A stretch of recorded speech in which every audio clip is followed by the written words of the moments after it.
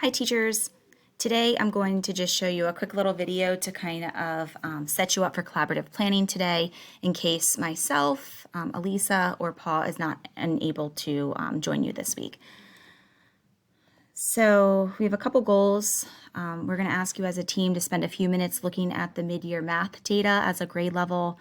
And then we're going to give you some time to look at the MCAP release items with your team, to think about two things. What still needs to be taught between now and when you will administer math MCAP, and is there any skills or standards that need to be revisited?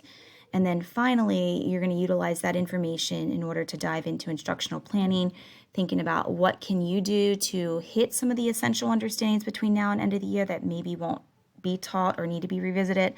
And then what can we do to move some of those bumpable students? When you look at your students who are really close to proficiency, what can we do to bump them to proficiency between now and when we're taking our end of year assessments? So I'm going to ask you as a team to kind of pause the video and take a look at our beginning of the year data and then our mid-year data and capture some notes. What are some trends that you're seeing? What are some celebrations that you have?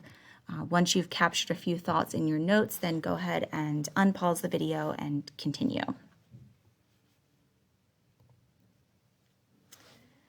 The next thing we're going to ask your team to do, and kind of divide and conquer, is to access the website on the screen. You can also just go to Google and Google MCAP release items, and you can access the same thing that way. But as a team, kind of split it up. I think there's 3 to 4 subtests depending on your grade level. If each person takes a test to look at, want you to look at two things. What content have you not taught, and will you not teach prior to MCAPs? It'll be helpful to have your pacing handy to see what you will get in.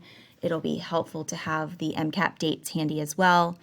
And then also when you're looking at those release items, think about what content do you feel like you might have to revisit prior to MCAP.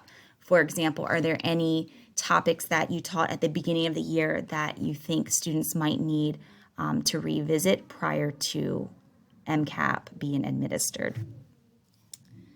And then just a couple instructional planning things or suggestions as you're as a team thinking about how can you hit these essential understandings and standards between now and the end of the year? What can you do to move those bumpable students?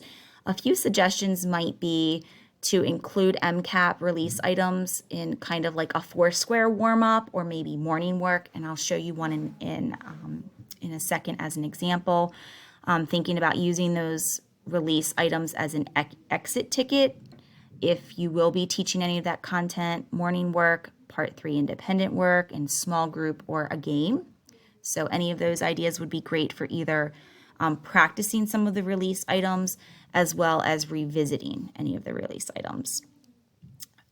Many of the topics have extra days, so you could use some of those flex days or extra days, just-in-time instruction days, to teach content that will need any direct instruction, either something that you're not going to teach or something that needs to be revisited. And also thinking about how you might be able to utilize Dreambox lessons to revisit any previously taught material. And then just to give you 2 examples, if you were interested in doing a quick little 4-square warm-up, this is something that can really be done anytime throughout your day, but 3 minutes.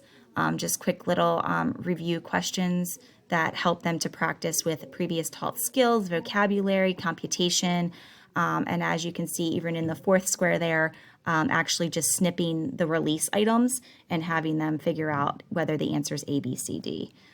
You don't need to do any direct instruction with this. Literally, you can just have them practice, and then you can flash the answers. If you do see a question that maybe a lot of students are getting wrong, one of my favorite things to do that the kids love is my favorite no. So, for example, when on the second one where it says round 34,632 to the nearest 10,000, let's say the students round it to 35,000, and then you can put 35,000 up as your favorite no or favorite wrong answer.